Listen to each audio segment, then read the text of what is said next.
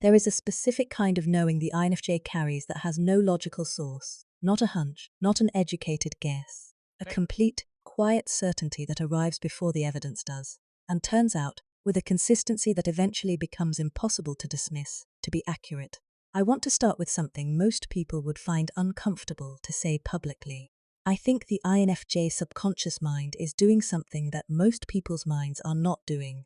Not as a matter of mysticism, but as a matter of architecture. The INFJ's processing system runs on more levels simultaneously, integrates more categories of information, and delivers conclusions to consciousness through a channel that bypasses the sequential logical process most people rely on.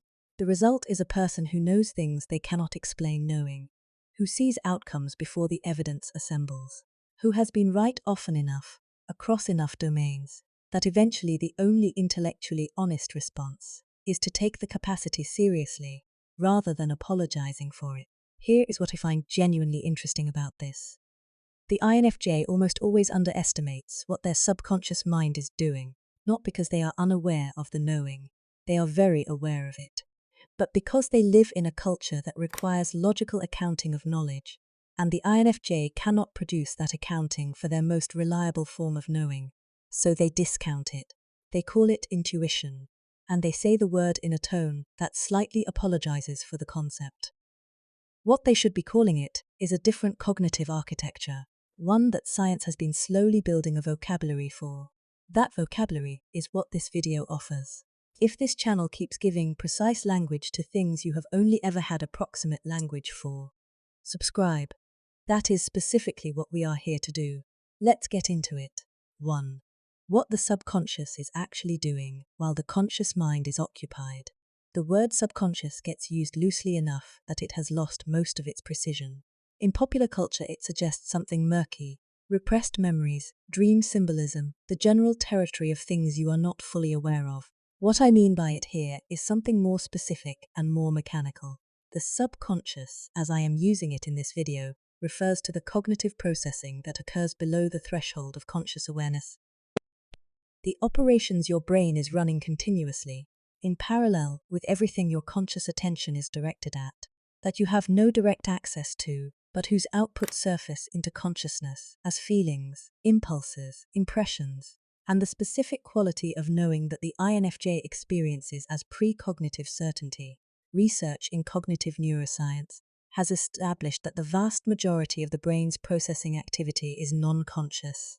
The estimates vary, but the consensus is that conscious processing accounts for a very small fraction of total neural activity at any given moment. The rest is running underneath, integrating sensory data, pattern matching against stored experience, modeling other people's mental states, evaluating the safety of situations, building predictions about what is about to happen. All of this is happening continuously, below awareness, and the outputs of all of it are what reach conscious experience as intuitions, gut feelings, and the specific quality of knowing without knowing that the INFJ experiences with unusual frequency and unusual accuracy. The INFJ's subconscious is not doing something other subconscious minds do not do. It is doing the same things at greater depth, with greater sensitivity to the input data, and with a channel to conscious experience that is more permeable than average. More of the subconscious processing reaches the surface. More of the outputs become available to the INFJ's conscious mind as usable knowing, rather than remaining below the surface as vague discomfort or background noise. This is why the INFJ knows things before they happen. Not because they are receiving information from outside the normal channels, because their normal channels are running more processing, more deeply, and delivering more of it to conscious awareness than most people's systems deliver. The knowing is not supernatural. It is the output of an extraordinarily active and unusually permeable subconscious processing system, doing exactly what it was built to do. 2. The predictive brain. Why knowing before is neurologically normal for this architecture. There is a framework in neuroscience called predictive processing, developed most prominently by Carl Friston at University College London, that offers what I think is the most useful scientific context for understanding how the INFJ subconscious produces foreknowledge. The framework argues that the brain is not primarily a reactive organ, not a system that takes in sensory data, and then figures out what it means. It is primarily a predictive organ. It is constantly generating models of what is about to happen, and then comparing incoming sensory data against those models to check whether the predictions were accurate. In this framework, perception itself is not a passive recording of external reality. It is an active prediction, generated by the brain, checked against sensory input, and corrected when the prediction mismatches the data. The brain is always already guessing what comes next. Sensory experience is the feedback on the guess, rather than the primary data. If this is how brains work, and the evidence for this framework is now substantial, then the question of how the INFJ knows things before they happen has a specific answer. The INFJ's predictive models are more accurate than average. Their subconscious is generating predictions about how a conversation will unfold, about what a person's behavior currently telegraphs about their future behavior, about where a situation's internal logic is pointing. And those predictions are reaching conscious experience as felt certainty before the sensory data that would confirm them has arrived. A researcher working in applied neuroscience described, in a lecture I encountered, a study of expert chess players in which the players could articulate why a position was losing before they had consciously analyzed the position. The analysis, when asked to produce it explicitly, was always available and always correct. But it arrived as a feeling first, as a quality of unease about the position that preceded the understanding of why the position was unsound. The INFJ's foreknowledge works the same way. The predictive model completed its work before the conscious mind was asked to show its work. The answer arrived first. The explanation is reconstructed afterward. Both are real. The answer just consistently gets there first. Three stories that illustrate the mechanism, and what each one actually demonstrates.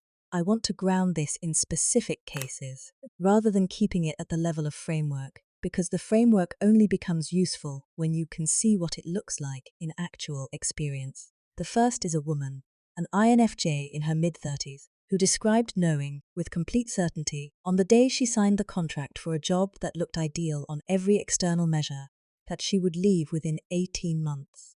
Not a fear, not an anxiety, a quiet, flat certainty. She described it as knowing the ending of a book in the first paragraph, without being able to explain which words had told her. She stayed, because the certainty had no logical justification and the job made objective sense, and left at 17 months. What the subconscious had registered, she understood in retrospect, was a dozen small misalignments in the interview and onboarding process that individually meant nothing, and collectively were a precise picture of an organizational culture fundamentally incompatible with how she worked. The second is a man who described meeting someone at a social event and feeling, within the first few minutes of conversation, a specific quality of wrongness that he could not locate in anything the person said or did. Everything about the interaction was pleasant. The wrongness was not about the content. It was about a gap, a quality of misalignment between the person's presentation and something underneath it that he could feel but not see. He maintained polite distance. 3 months later, through mutual connections, details emerged about this person's behavior in another context that explained exactly the wrongness he had registered in the first few minutes. The subconscious had the data. The conscious mind had a feeling it could not justify. The third is quieter and more personal and more universal. Every INFJ who has stayed too long in something they knew was wrong, a relationship, a job, a city, can usually identify the moment they knew, not the moment they admitted it, the moment they knew. The two moments are almost never the same, and the gap between them is where the subconscious lives. 4. Why the INFJ has been trained to distrust the most reliable thing about them. This is the point that I think has the most practical consequence, so I want to be careful with it. The INFJ's subconscious knowing, the foreknowledge, the accurate predictions, the gap between when they know and when the evidence arrives, is consistently their most reliable instrument. More reliable than their explicit analysis, more reliable than external advice, more reliable than the logical frameworks they apply to situations when the subconscious has not yet surfaced a clear signal. This is not a claim I make lightly. It is a pattern that virtually every INFJ who has examined their own history honestly confirms when they are willing to look at the full record rather than the exceptions. And yet most INFJs do not trust it. they have been systematically trained not to. Not through any single explicit instruction, but through the accumulated experience of a culture that does not recognize the subconscious knowing as a legitimate form of knowledge. The knowing arrives. The INFJ looks for the logical justification. The justification is not available in the form the culture recognizes as valid. The INFJ's conclusion gets overridden by the available logical analysis, which is operating on a fraction of the data the subconscious has already processed. And the subconscious was right, logic was wrong, and the INFJ updates their confidence in the subconscious slightly upward and still, the next time, doubts it. There is a specific relational dimension to this distrust that is worth naming. The INFJ who has been in relationships, professional, personal, romantic, where their knowing was consistently challenged, dismissed, or pathologized, develops a relationship with their own subconscious that is contaminated by other people's discomfort with it. The knowing arrives. And before the INFJ can receive it, they hear the accumulated voice of everyone who ever said, "You're reading too much into it, you're being paranoid, you don't have any real reason to feel that way." The insidious thing about this training is that it sounds like intellectual humility, like the INFJ is appropriately uncertain rather than arrogantly certain. But intellectual humility means holding conclusions proportionate to the evidence. The INFJ's subconscious has evidence, more evidence than the conscious analysis that is being used to override it. The doubt is not humility. It is the internalization of other people's inability to understand a form of knowing they cannot access. 5. The difference between subconscious knowing and anxiety dressed as intuition. I want to spend real time here because I think this is the most practically important distinction in this entire video, and it is one that most content on INFJ intuition does not address honestly. Not everything the INFJ experiences as foreknowledge is foreknowledge. Some of it is anxiety. Some of it is projection from past experience onto current situations that do not warrant it. Some of it is wishful thinking running in the wrong direction. Catastrophizing rather than hoping, predicting the feared outcome rather than the desired one, for reasons that have more to do with unresolved past experience than with genuine subconscious data about the present situation. The INFJ who cannot distinguish these, who treats every internal signal as equally valid subconscious data, will make costly mistakes in both directions, trusting signals that were actually anxiety, dismissing signals that were actually knowing. The capacity is real.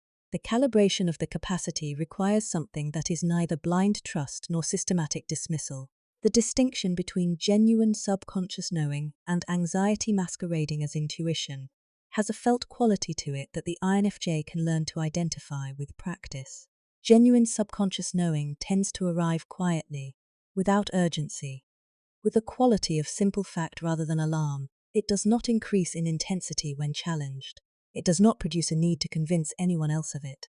It sits there, available, completely, waiting without insisting. Anxiety that has taken the form of intuition arrives differently. It has urgency attached. It escalates when challenged rather than remaining steady. It requires validation from external sources in a way that genuine knowing does not. It produces a need to act immediately rather than a willingness to wait for the evidence to arrive.